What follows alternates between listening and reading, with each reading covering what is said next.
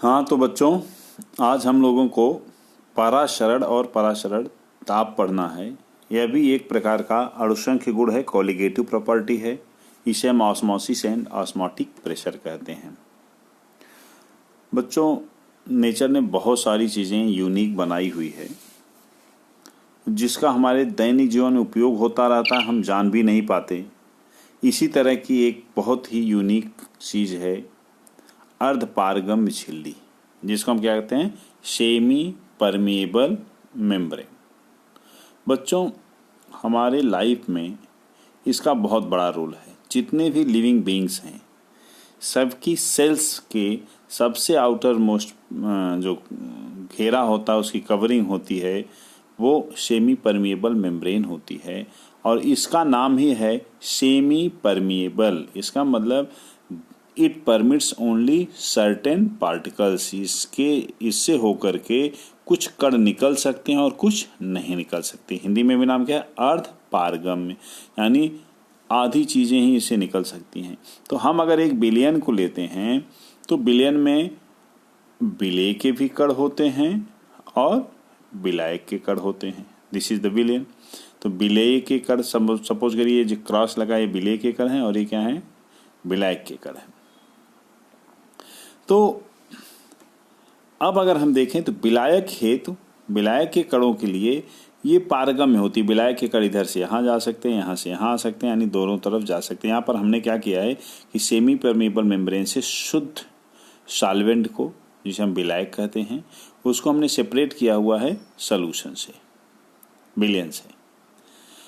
अब जब हम सेपरेट करते हैं इसको एसपीएम से, तो इस तरफ से इस तरफ या इस तरफ से दूसरी तरफ विलायक के कण मूव कर सकते हैं, लेकिन विलेय के कण यहाँ पर इस मेम्ब्रेन को, इस झिल्ली को पार नहीं कर सकते। ये आपको दिमाग में रखना। अब एक चीज़ देखिए, जब विलयन की तरफ से विलेय के कण यहाँ नहीं जा पाते हैं तो विलेय के कण यहाँ पे क्या करते हैं, गति करते हैं, मूवमेंट करते हैं। और इस मूवमेंट के नाते ये इस मेम्ब्रेन पर कुछ फोर्स एक्सर्ट करते हैं। जैसे किसी कंटेनर में अगर हम गैस ले लें तो गैस के कण उसकी दीवारों पर क्या करते हैं, टकराते हैं, और टकराने के बाद एक निश्चित दाब डालते हैं। वैसे ही विलेय के कण भी इस मेम्ब्रेन पर एक एक्स्ट्रा फोर्स डालते हैं, दाब डालते हैं। इसी को हम परासरण दाब या ऑस्मोटिक प्रेशर कहते हैं। और इस ऑस्मोटिक प्रेशर के नाते विलेय के कण बिकॉज इधर से यहाँ जा नहीं सकते, तो विलायक के पार्टिकल्स जो होते हैं, सॉल्वेंट पार्टिकल्स, विलायक के कण, वे विलायक साइड से विलयन की तरफ मूव कर जाते हैं। अब आप देखिए कंसंट्रेशन कहाँ ज़्यादा है, विलयन की तरफ। विलायक प्योर है, यहाँ पे कंसंट्रेशन 0 है, विलेय है ही नहीं है। तो अगर हम यहाँ पर एक हाई कंसंट्रेशन का सलूशन ले लें और यहाँ पर लो कंसंट्रेशन का सलूशन लें, तो लो की तरफ से विलायक के कण जो है वो कहाँ जाएंगे, हाई कंसंट्रेशन की तरफ। और अपने आप इस तरह का मूवमेंट होता है, सेल्फ मूवमेंट होता है। तो इसको क्या कहते हैं, स्पॉन्टेनियस, इंग्लिश में क्या कहते हैं, स्पॉन्टेनियस मूवमेंट। तो अब अगर हम देखें तो इस तरह के मूवमेंट को ही हम क्या कहते हैं, परासरण कहते हैं। तो ऑस्मोसिस क्या है, परासरण क्या है, विलायक के कणों का स्वतः निम्न सांद्रण से उच्च सांद्रण की तरफ अर्धपारगम झिल्ली के द्वारा होकर होने वाले गति को, मूवमेंट को हम परासरण कहते हैं। और जो यहाँ पे और जिस दाब के कारण, जिस एक्स्ट्रा प्रेशर के नाते ये होता है, उसी को हम क्या कहते हैं, परासरण दाब कहते हैं। अब इसके बाद आता है कि एक और प्रोसेस होता है बेटा, विसरण, जिसको हम क्या कहते हैं, डिफ्यूजन। डिफ्यूजन यानी विसरण व परासरण में क्या अंतर है। डिफ्यूजन को आप अपने चारों तरफ देखते हो, उसके बहुत सारे एग्जाम्पल्स हैं। जैसे मान लो किसी कमरे में, किसी रूम में हमने एक अगरबत्ती जला दी, तो अब ये अगरबत्ती क्या होती है, जलती एक जगह है लेकिन उसकी फ्यूम्स पूरे कमरे में फैल जाती हैं, महकता पूरे कमरे में।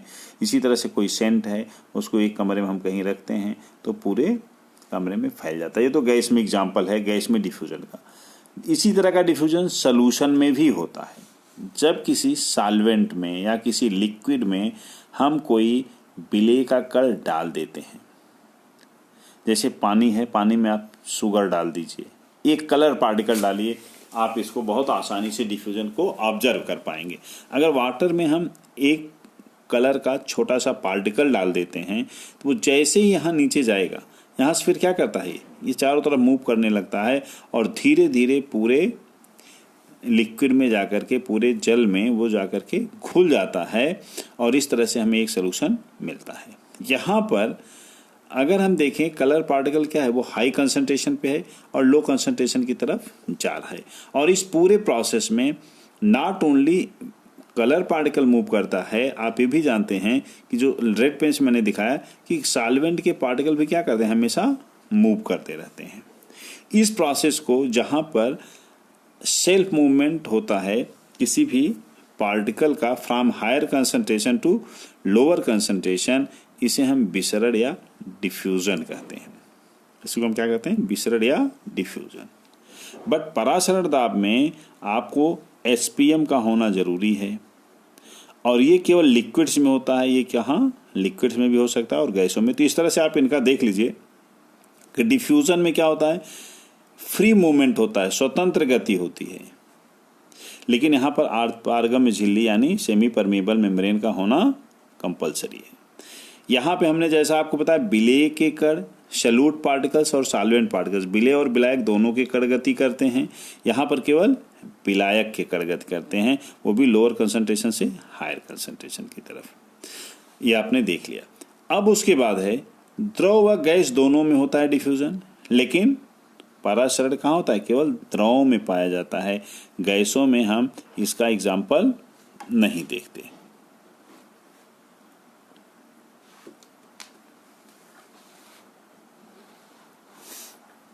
नेक्स्ट है इसके बाद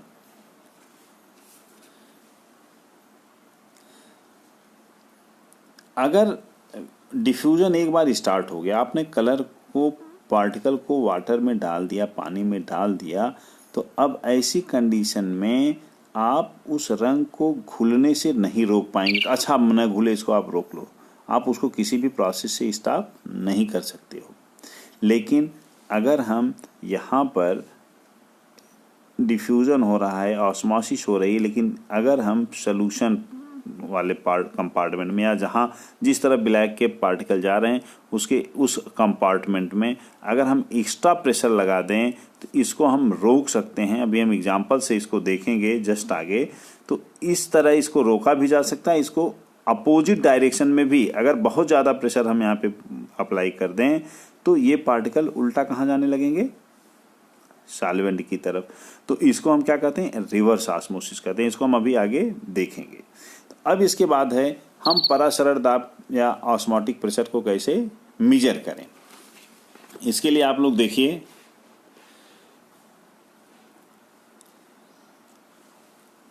हम एक एग्जांपल लेते हैं जहां पर एक कंटेनर है। इस कंटेनर को दो कंपार्टमेंट में डिवाइड किया गया है बाई सेमी परमेबल मेम्ब्रेन अर्धपारगम झिल्ली के द्वारा। एक तरफ हमने प्योर सॉल्वेंट लिया हुआ है, शुद्ध विलायक लिया हुआ है, और इस शुद्ध विलायक पर हमने यहाँ पर एक एंट्री पॉइंट रखा, यहाँ से हम इसको डालते हैं। दूसरी तरफ बेटा हमने सॉल्यूशन लिया हुआ है, इसमें सॉल्यूट के भी पार्टिकल हैं देखिए और सॉल्वेंट के भी पार्टिकल हैं। यहाँ पर जो इसका एंट्री पॉइंट है, यहाँ पर हमने एक पिस्टन लगा दिया हुआ है जिस पर एक बैरोमीटर है प्रेशर को मेजर करने के लिए, और इस पर हम एक्सटर्नल प्रेशर लगा सकते हैं इस पिस्टन पर, और जितना प्रेशर हम यहाँ अप्लाई करेंगे वो यहाँ पर मेजर हो जाएगा। आप देखिए दोनों ही कंपार्टमेंटों पे atmospheric pressure P air already क्या है, लगता है। एटमॉस्फेयर का प्रेशर हर जगह होता है, इस पर भी एटमॉस्फेरिक प्रेशर है। तो यहाँ पर जैसे ही हम एसपीएम से सॉल्यूशन को और सॉल्वेंट को सेपरेट करते हैं, वैसे ही धीरे धीरे सॉल्यूट के पार्टिकल इस पर फोर्स एक्सर्ट करेंगे। जब यहाँ पर फोर्स लगता है, प्रेशर लगता है, तो सॉल्वेंट पार्टिकल क्या करते हैं, ये प्योर सॉल्वेंट की तरफ से कहाँ जाते हैं, मूव करते हैं, सॉल्यूशन की तरफ। यहाँ आने लगते हैं। यहाँ पे जब सॉल्यूशन का सॉल्वेंट के पार्टिकल्स आएंगे, मॉलिक्यूल्स आएंगे, तो सॉल्वेंट क्या होगा, इसका लेवल ऊपर जाएगा। जब ये ऊपर जाने लगता है तो हम यहाँ पर प्रेशर अप्लाई करते हैं और इस प्रेशर से इस मूवमेंट को रोकते हैं। यानी अगर यहाँ हम प्रेशर अप्लाई कर देंगे तो यहाँ से सॉल्वेंट का मूवमेंट यहाँ पर पॉसिबल नहीं होगा। तो इस मूवमेंट को रोकने के लिए, कंप्लीट रोकने के लिए जितना एक्स्ट्रा प्रेशर, यानी पहले पी एयर तो था ही, जितना एक्स्ट्रा प्रेशर हम अप्लाई करते हैं, this is called the osmotic pressure. इसी को हम पराशरण दाब कहते हैं और इसको हम आसानी से मेजर कर सकते हैं। तो इस तरह से आपने देखा कि पराशरण दाब क्या है। पराशरण दाब वह अतिरिक्त दाब है, वह एक्स्ट्रा प्रेशर है जो हमें अप्लाई करना पड़ता है प्योर सॉल्वेंट से सॉल्यूशन की तरफ होने वाले मूवमेंट को रोकने के लिए, सॉल्वेंट पार्टिकल्स के होने वाले मूवमेंट्स को रोकने के लिए। अर्थात हम क्या कहते हैं, किसी ताप पर किसी विलयन का पराशरण दाब उस बाह्य दाब जो होता है क्या होता है, अतिरिक्त दाब होता है, के बराबर होता है, जो उस विलयन को अर्धपारगम झिल्ली द्वारा शुद्ध विलायक से पृथक करने पर, अर्धपारगम झिल्ली जब इसको हम पृथक कर देते हैं तो पराशरण की घटना को रोकने के लिए विलयन पर लगाया जाता है। इस तरह से इसको हम मेजर कर सकते हैं। एक और मेथड है बेटा जिसको हम हाइड्रोस्टैटिक फोर्स से भी मेजर कर सकते हैं, वो हम आपको बता देते हैं। यहाँ पर देख लीजिए जरा, जैसे सपोज कर लो हमने सेम कंटेनर लिया हुआ है, ये SPM है।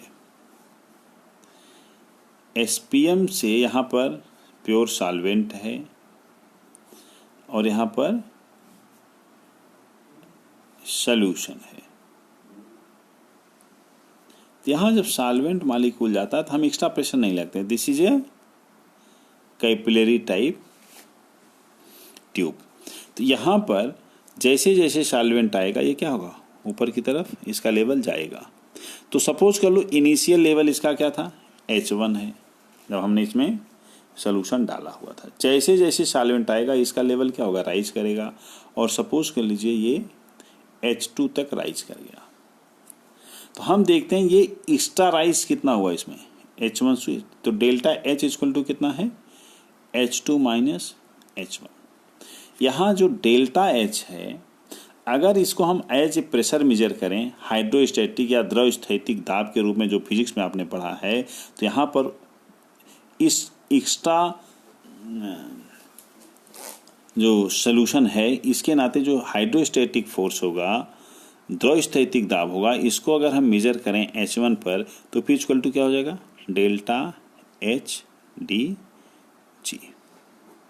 तो ये दाब क्या करता है, यहाँ पर भी एक दाब क्रिएट करता है। जैसे हमने वहाँ पर एक्सटर्नल प्रेशर डाला था, तो या तो हम एक्सटर्नल प्रेशर मेजर करें या हम जो यहाँ पर लेवल में राइज हो रहा है, लेवल जो बढ़ रहा है, इसका डिफरेंस लेकर के इससे हम हाइड्रोस्टैटिक द्रव स्थैतिक दाब निकाल लें। इससे भी हम ऑस्मोटिक प्रेशर को मेजर कर सकते हैं। तो एक डिफिनेशन ये भी दी जा सकती है कि जब हम किसी सॉल्यूशन को सॉल्वेंट, प्योर सॉल्वेंट से थ्रू सेमी परमिएबल मेम्ब्रेन अलग करते हैं, तो सॉल्वेंट के सॉल्यूशन की तरफ मूवमेंट के नाते जितना एक्स्ट्रा सॉल्यूशन या सॉल्वेंट का लेवल मूव होता है अप साइड, उसके द्रव स्थैतिक दाब या हाइड्रोस्टैटिक प्रेशर को ही हम ऑस्मोटिक प्रेशर कर सकते हैं। तो ऑस्मोटिक प्रेशर को मेजर करने के दो मेथड हमने आपको बता दिए, इसको इसी से हम डिफाइन भी कर सकते हैं। अब आगे है रिवर्स ऑस्मोसिस, क्या है, अभी हमने आपसे चर्चा की थी। अब आप देखिए, अगर यहाँ हमने प्रेशर अप्लाई किया तो मूवमेंट ऑफ द सॉल्वेंट क्या हुआ, ये रुक गया, कंप्लीट रुक गया। अगर उससे भी ज़्यादा एक्स्ट्रा प्रेशर हम यहाँ अप्लाई करें तो यहाँ से सॉल्यूशन से सॉल्वेंट के मॉलिक्यूल अगेंस्ट ऑस्मोटिक प्रेशर कहाँ जाने लगेंगे, प्योर सॉल्वेंट की तरफ। और अगर ऐसा होगा तो हमें कह सकते हैं कि ये ऑस्मोसिस के विपरीत है। This is called the reverse osmosis. इसी को हम रिवर्स ऑस्मोसिस कहते हैं। या आरओ सिस्टम जो आप देखते होंगे घरों में लगे रहते हैं, ये आरओ सिस्टम इसी पर बेस्ड होते हैं बेटा, जहाँ पर किसी भी वाटर में डिजॉल्व तमाम तरह के मिनरल्स, इम्प्योरिटीज़ का कंसंट्रेशन ज़्यादा होता है तो वहाँ से इनको सेपरेट आउट कर देते हैं और प्योर सॉल्वेंट या प्योर वाटर हमें मिल जाता है। इसी तरह से सी वाटर जो होता है उसमें बहुत सारी इम्प्योरिटीज होती हैं। जब उस पर एक्स्ट्रा प्रेशर डाला जाता है तो सी वाटर क्या होता है, वो सोल्यूशन से प्योर वाटर सेपरेट आउट हो जाता है। इसी को कहते हैं डिसैलिनेशन, बिलवड़ीकरण, समुद्र के जल का बिलवड़ीकरण या डिसैलिनेशन। तो ये दो हमने एग्जांपल्स आपको बताया कि reverse osmosis and desalination of sea water. तो दो इसके एग्जांपल्स हैं रिवर्स ऑस्मोसिस के जो हमारी लाइफ में हम सीधे जानते हैं। नेक्स्ट है पराशरण दाब के नियम। इनमें हमें देखना यह है वास्तव में पराशरण दाब के नियम क्या है। तो पराशरण पे बेटा बहुत सबसे ज़्यादा वर्क करने वाले साइंटिस्टों में था वॉन टॉप। तो हम देखेंगे वॉन टॉप ने क्या बताया। वॉन टॉप ने बताया कि एक्चुअली किसी भी सॉल्यूशन में सॉल्यूट के पार्टिकल्स को हम उसी तरह से ले सकते हैं जिस तरह से किसी कंटेनर में गैस के पार्टिकल फ्री मूव करते हैं, उसी तरह से किसी भी सॉल्यूशन में सॉल्वेंट के मॉलिक्यूल्स के एटमॉस्फेयर में सॉल्यूट के पार्टिकल भी मूव करते रहते हैं। तो यहाँ पर जो सॉल्यूट के पार्टिकल डिफरेंट डायरेक्शन में रैंडम मूवमेंट करते हैं, ये गति क्या होती है, अनियमित गति होती है। इस अनियमित गति के नाते जैसे यहाँ पर प्रेशर एक्सर्ट करता है गैस मॉलिक्यूल, सेम उसी तरह से सॉल्यूट के मॉलिक्यूल भी प्रेशर एक्सर्ट करते हैं, जिसको हम पाई से रिप्रेजेंट करते हैं। This is the osmotic pressure, या इसी को हम क्या कर सकते हैं, this is called the Parasaran दाब। अब उन्होंने कहा कि अगर सेम गैस जैसा बिहेवियर है तो गैस लॉज जो होते हैं, बायस लॉ, चार्ल्स लॉ एक्सेट्रा, इनको हम अप्लाई कर सकते हैं कहाँ पर, सॉल्यूशन के लिए भी। बट हमें ये कंसीडर करना पड़ेगा कि gas molecules are equivalent to the solute molecules. Gas के अणु विलेय के अणुओं के इक्विवेलेंट या समतुल्य होते हैं। तो इसी को ध्यान में रखते हुए उसने बायल लॉ को थोड़ा सा मॉडिफाई किया और इस लॉ को कहते हैं बायल वॉन टॉप लॉ। इसके अनुसार किसी दिए गए ताप पर किसी विलयन का पराशरण दाब उसके सांद्रण के समानुपाती होता है, pi proportional to c at constant temperature T. अब एक चीज देखिए बच्चों, बायस लॉ क्या है कि किसी दिए गए ताप पर किसी गैस की निश्चित मात्रा का दाब उसके आयतन के व्युत्क्रमानुपाती होता। तो अब आप सोच सकते हैं आयतन तो इसमें है ही नहीं है। यहाँ पर पराशरण दाब को किससे हमने कंपेयर किया है, सांद्रण को। तो ये मॉडिफाइड फॉर्म है, जैसा कि हमने बताया। थोड़ा सा आप इसको देखिए तो आप समझ भी जाएंगे कि अगर हम किसी भी विलयन का मोलर आयतन निकालें, मोलर आयतन क्या होता है, मोलर आयतन वह आयतन है जिसमें विलेय के 1 मोल डिसॉल्व होते हैं। तो अगर हम देखें C क्या है, कंसंट्रेशन है, तो N/V कर देंगे तो 1 मोल जिसमें डिसॉल्व है वो हमें मिल जाएगा। C इक्वल टू क्या है, N/V। अब अगर N इक्वल टू हम क्या ले लें, 1 मोल, तो V इक्वल टू क्या हो जाएगा, Vm। जैसा कि अभी हमने डिफिनेशन से बताया मोलर आयतन क्या होता है, वह आयतन होता है जिसमें विलेय के 1 मोल होते हैं। अगर V को Vm ले लें तो N इक्वल टू क्या हो जाएगा, 1 हो जाएगा। ऐसे में C इक्वल टू क्या हुआ, 1/Vm। अगर अब हम पहला equation pi proportional to C and C equal to 1/Vm को कंपेयर करें तो हम कह सकते हैं पाई प्रोपोर्शनल टू 1/Vm, यानी मोलर वॉल्यूम के ये क्या है, व्युत्क्रमानुपाती है। तो इस तरह से बेटा पहला लॉ क्या है, बायल वॉन टॉप लॉ। दूसरा लॉ जो है इसे हम कहते हैं Charles van't Hoff law. Charles van't Hoff law क्या है, देखिए चार्ल्स वॉन टॉप लॉ है कि किसी विलयन का पराशरण दाब स्थिर सांद्रण पर उसके परम ताप के अनुक्रमानुपाती होता है। सीधे सीधे जो दाब का नियम था चार्ल्स का, वही नियम यहाँ पे ले लिया गया है, pi is proportional to T. यानी जैसे जैसे हम ताप बढ़ाएंगे तो क्या होगा, अगर आप ताप बढ़ाएंगे तो विलेय के कणों का मूवमेंट क्या होगा, उनकी काइनेटिक एनर्जी बढ़ जाएगी, और काइनेटिक एनर्जी बढ़ेगी तो उनका मूवमेंट भी बढ़ जाएगा। मूवमेंट बढ़ेगा तो प्रेशर भी क्या होगा, वो बढ़ जाएगा। नेक्स्ट है Avogadro's van't Hoff law. Avogadro's law क्या है, गैसों में N proportional to V। At constant temperature and pressure, किसी भी दिए गए ताप और दाब पर समान आयतन में अणुओं की संख्या, मोलों की संख्या क्या होती है, वो समान होती है। तो सेम यहाँ पर भी है कि समान ताप और समान परासरण दाब पर दो विलयनों के समान आयतनों में विलेय के मोलों की संख्या भी क्या होती है, वो समान होती है, यानी n प्रोपोर्शनल टू होता है v, कहाँ, eight constant temperature and osmotic pressure. अब अगला पोर्शन है कि इन तीनों इक्वेशंस को मिला करके जैसे गैसों के लिए गैस समीकरण होता है, उसी तरह से लिक्विड्स के लिए, सॉल्यूशंस के लिए हम वांट हाफ इक्वेशन डिराइव कर सकते हैं। तो आप देखिए, अभी हमने जस्ट देखा है बायल वांट हाफ लॉ के अकॉर्डिंग पाई प्रोपोर्शनल टू क्या है, 1/VR VM। Pi equal to क्या होता है, प्रोपोर्शनल होता है T। तो हम कह सकते हैं पाई इज प्रोपोर्शनल टू T/V, या पाई इक्वल टू क्या हुआ, ST/V। अच्छा, अब आप एक चीज ये देखिए कि यहां पर S क्या है, S is a constant, proportionality constant है, जिसे हम विलयन स्थिरांक कहते हैं, सॉल्यूशन कांस्टेंट कहते हैं। लेकिन इसका एक्चुअल मान गैस स्थिरांक के ही बराबर होता है, गैस कांस्टेंट के इक्वल ही होता है, इसलिए इसको हम S इक्वल टू क्या मान सकते हैं, S इक्वल टू R है, तो सीधे सीधे हम S की जगह क्या ले सकते हैं, R। देन क्या हुआ, पाई इक्वल टू RT/V हो गया। अब बेटा थोड़ा सा इसको हम रीएडजस्ट कर लें तो क्या हो जाएगा, पाई V इक्वल टू RT, इसी को हम क्या कर सकते हैं, want half equation for the solution. इसको थोड़ा और मॉडिफाई अगर हम करें तो आप जानते हो कि अगर n मोल के लिए यही इक्वेशन हम लेते हैं, अभी हमने यहाँ पर दिखाया था VM माने मोलर वॉल्यूम, 1 मोल के लिए हमने लिया है, तो अगर n मॉलिक्यूल के लिए वॉल्यूम V हो तो पाई V इक्वल टू क्या हो जाएगा, nRT। नेक्स्ट, अगर हम V को रिप्लेस कर दें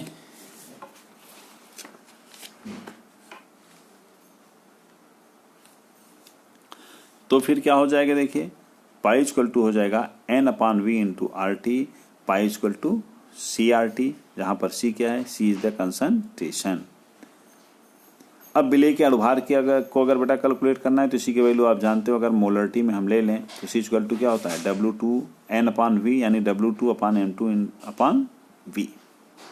अगर इस वैल्यू को हम C के पुट कर दें तो पाई इक्वल टू क्या हुआ, W2/M2 into RT/V, M2 equal to क्या हो जाएगा, W2/पाई इंटू RT/V। इस तरह से हम लोग मोलर मास को भी यहाँ पे कैलकुलेट कर सकते हैं। यहाँ पे ध्यान ये देना है कि ये वॉल्यूम हमेशा किस में है, लीटर में है, ml में नहीं है, दिस इज इन लीटर। अब एक चीज बचता है इसके बाद, सम परासारी, अति परासारी व न्यून परासारी विलयन किसे कहते हैं, आइसोटोनिक, हाइपरटोनिक एंड हाइपोटोनिक। तो बेटा इसको बहुत आसानी से आप समझ सकते हो कि मान लीजिए हमने SPM से दो सॉल्यूशंस को सेपरेट आउट किया हुआ है, सॉल्यूशन 1 एंड सॉल्यूशन 2। अब अगर सॉल्यूशन 1 का ऑस्मोटिक प्रेशर पाई 1 हो और सॉल्यूशन 2 का ऑस्मोटिक प्रेशर पाई 2 हो, तो हम एक चीज देख सकते हैं कि विलयन 1 व विलयन 2 के मध्य परासरण नहीं होगा, तो इसका मतलब दोनों का परासरण दाब क्या है, वो बराबर है, पाई 1 इक्वल टू क्या है, पाई 2 है। देन पाई 1 इक्वल टू क्या हो जाएगा, C1RT, पाई 2 इक्वल टू क्या होगा, C2RT। अब बेटा अगर आप देखो हम दोनों को डिवाइड कर दें, पाई 1/पाई 2 इक्वल टू क्या हुआ, C1/C2, RT से कैंसिल हो जाएगा। इसका मतलब हम कह सकते हैं कि ऐसे विलयनों के लिए जिनके परासरण दाब बराबर होते हैं उनकी सांद्रताएं भी हमेशा बराबर होती हैं, और ऐसे विलयनों को ही हम आइसोटोनिक या समपरासारी विलयन भी कहते हैं। अब उसके बाद है कि अगर मान लो पाई 1 ग्रेटर देन पाई 2 है तो C1RT ग्रेटर देन क्या हो जाएगा, C2RT। इस कंडीशन में C1 will be greater than C2, और जब ये कंडीशन होता है तो हम विलयन 1 को क्या कहेंगे, अति परासारी, यानी जिसका परासरण दाब ज़्यादा है उसको हम अति परासारी कहते हैं, जिसका परासरण दाब कम है उसको हम न्यून परासारी विलयन कहते हैं। तो बच्चों आज यहाँ तक हो गया। नेक्स्ट क्लास हमारी जो होगी उसमें हम अब तक जितने भी 4 कोलिगेटिव प्रॉपर्टीज हमने पढ़े हैं उनका हमारे लाइफ में एप्लीकेशन कहाँ होता है, क्या एग्जाम्पल्स हैं उनको देखेंगे। साथ साथ हम ये भी देखेंगे कि एबनॉर्मल कोलिगेटिव प्रॉपर्टीज क्या हैं। तो अभी आप इतना पढ़िए, कोई प्रॉब्लम है तो तुरंत हमसे पूछिए। धन्यवाद।